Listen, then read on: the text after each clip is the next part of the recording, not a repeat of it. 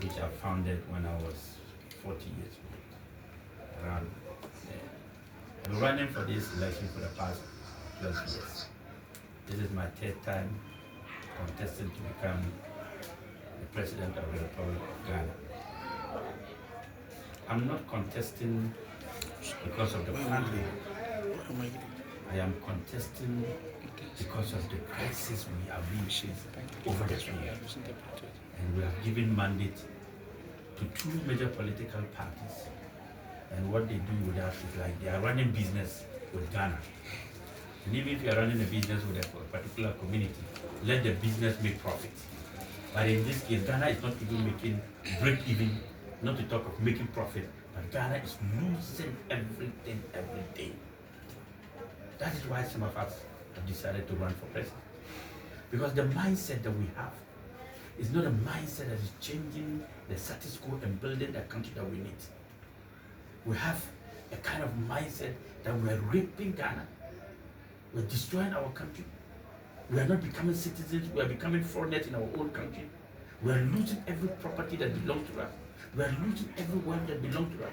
Our citizens are suffering and every day they are crying. And meanwhile, we have voted leaders with democracy to help build our country. But these leaders are not building our country. These leaders are destroying our country. These leaders are making you suffer.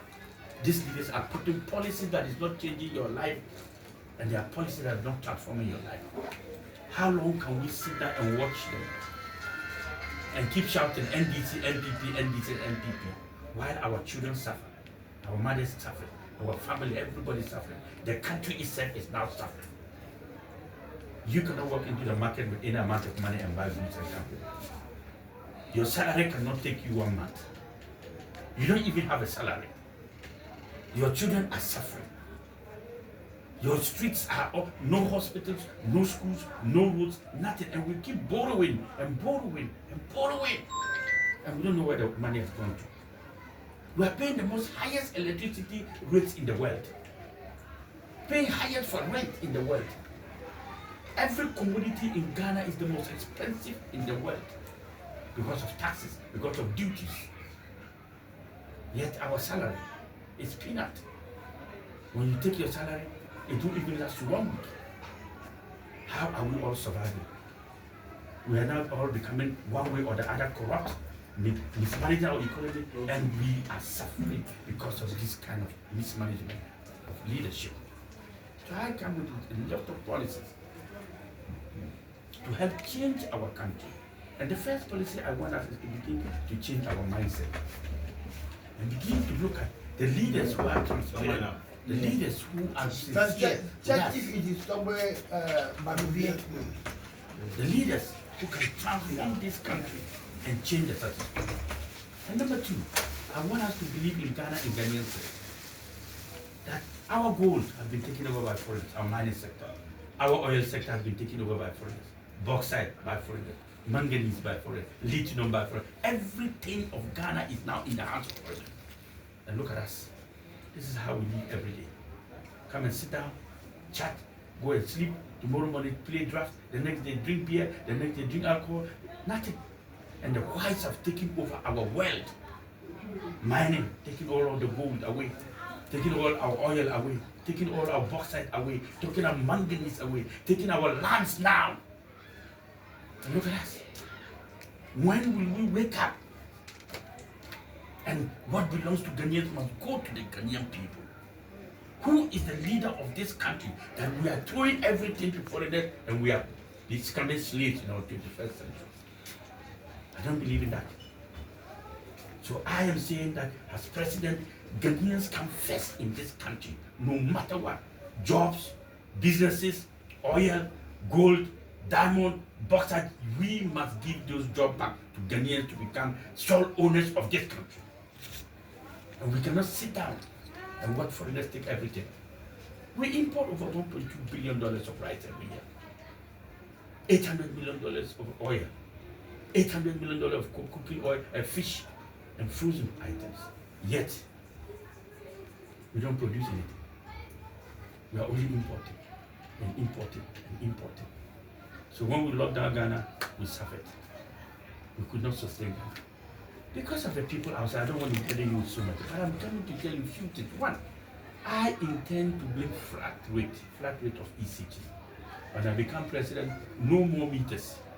With the meters, you are paying more than you are consuming. And we are paying the highest tariff in Ghana. So I am going to introduce what is called flat rate into the system. Every household, like a big house like this, the whole house, 200 Ghana cedis a month. You cannot pay more than 200 Ghana cedis. A kiosk, a saloon, a barbering shop, a container, an office, 50 Ghana cedis every month. A normal 4-bedroom house, 200 Ghana cedis should be the highest you can pay in a month. We cannot be charging you too much and expect you to survive. The ECG is too high on the Ghanaian citizen and we cannot produce electricity. Very, very high. So that is policy number 2. I'm also bringing in flat rate for water. We should be paying flat rate and no more meters. How much water do we consume? That we don't even have water, but we pay so much. Number 3, I believe that the Ghanaian worker is suffering. And as a matter of fact, I am bringing what is called a national data system. A national data system is to capture the information of every Ghanaian. Whether you are working, we will know. Whether you have 5 children, we will have your information. Whether you are a student, we all know your information. You are married or not, whether you are living in a house or not. Government is supposed to support every citizen of its country. And I want to have that information to be able to roll out how we can support, build this country, plan this country, turn this country a production, manufacturing and industrial hub, where we now begin to produce what we eat, consume what we produce, and be able to become a sustainable country and not to be dependent on other nations for importation of rice and chicken and oil. Why? We have farmlands here. Why do we have to import rice? We have farmland here. We have yam. Why are we not making good over here? Why can't we add value and export?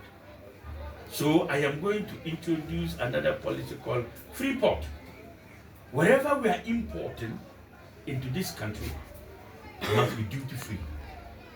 Because we are paying the most highest price of every commodity in the market. Rice in Ghana is 10 times more than any part of the world. Why? It's a duty. When they bring in everything, it's duty. Now today, Ghanaians cannot bring in cars. You can't buy a car in Ghana anymore because the duty on the car is too much. You can't clear a car in Ghana. So I'm going to introduce duty-free and only implement 5 taxes. The 5 taxes that will allow you to pay and bring in any commodity for us to turn Ghana into a production and a manufacturing and industrial hub.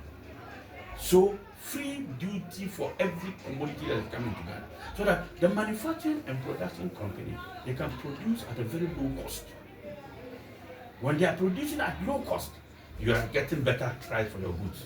When they import even in rice to help the production that we are going to lock down this country in the next year, then we can consume rice at the lowest price of it. This phone, no matter where you go and buy it, it might be $500. When you come to Ghana here, it's over $1,000. Why? Duty, taxes. But even where we are buying it from, it's 3 times cheaper than when you're the one who is selling it. So who is ripping who's off? The one who has produced this phone, manufactured this phone, is not even getting the profit the one who is selling it. The one selling the phone in Ghana is making 2 times profit than the price of the commodity itself. So he sells it for $500, he sells it for $1,500 in Ghana here. Why? And our salaries are so small. So it is the system of governance that we are implementing and managing that is making you suffer in this country. It is not that the price of the commodity outside there making you suffer. No, it's our governance system, the taxes. Too many taxes from this government. Too many. When they were coming, they promised moving from taxation to production. Today, they've left that one. They're not talking about the economic policies. They're only talking about taxes and taxes and taxes. And now they are telling us that vote for us. When we come, we'll scrap the taxes. Scrap the taxes and let's see. Scrap it now. We don't want to vote for you again. You have imposed taxes on us, and you've come to tell us, oh, the taxes are too many. You vote for me. When I come out, I'll remove it. I mean, what kind of campaign is this? Uh-huh. So for me, going forward, there are so many policies. The issue of 2 weekly salary. I am introducing what is called a bi-weekly salary structure. What is a bi-weekly salary structure? Ghanaians take their salary every 1 month, 30 days. And when they take the salary, within 1 week, the salary is finished. You'll be sitting down and no money. Either you borrow or you become corrupt. You steal government money or steal your employer's money or become a manager who mismanages the business and take the money away because of the hardship. So I have thought of it and said, no, we cannot run a country where people must be taking salary every 30 days. We are going to cut it down to 15 days. So from now onwards, as president, nobody will be taking salary every 1 month. You will now be taking salary every 2 weeks. Yes, every 2 weeks. So every 2 weeks, everybody will take salary. It doesn't matter who. Whether a government worker, you are pensioner, you are business. Salaries in Ghana are now going to be based on 2 weeks, no more 1 month. Then the issue of the salary structure is, you see that Ghana has pegged the labor law 2003 at 651 has pegged minimum wage to be 18 cedis, 99 cents. Nobody can survive with 18 cedis, 99 cents a day. So I am saying, as president, I am going to change the labor law act 2003 at 651 to make it 150 Ghana cedis to 300 Ghana cedis a day as minimum wage for every Ghanaian. Every Ghanaian must get a minimum salary between 150 Ghana cedis to 300 Ghana cedis each day. And then a minimum salary of 5,000 Ghana cedis every month. So that means that no matter where you work, no matter what kind of job you do, whether it is a labor work of government, you are doing Zoom Lion, you are doing waste management for government, you are what do you call it, a watchman in the government office, your salary must be a minimum of 5,000 Ghana cedis to survive in Ghana. Because you cannot survive with 20 cedis a day. Nobody can survive, even laborer. When you get a laborer and you give him a job, laborers are taking over 100 cedis a day. Is it not true? Huh? So how can you survive with 20 cedis as government worker? But government is paying people 600 Ghana cedis a month. 800 Ghana cedis a month. Is it not true? How can they survive? How much is the transport even to go to the work and come back? And nobody is talking about it. And we keep voting these people every time. Look at your welfare of the Ghanaian citizens. So the 5,000 Ghana cedis means that every 2 weeks you get 2,500 Ghana cedis as your salary. That's the minimum wage of every Ghanaian. I cannot sit down and allow all of you to suffer in this manner.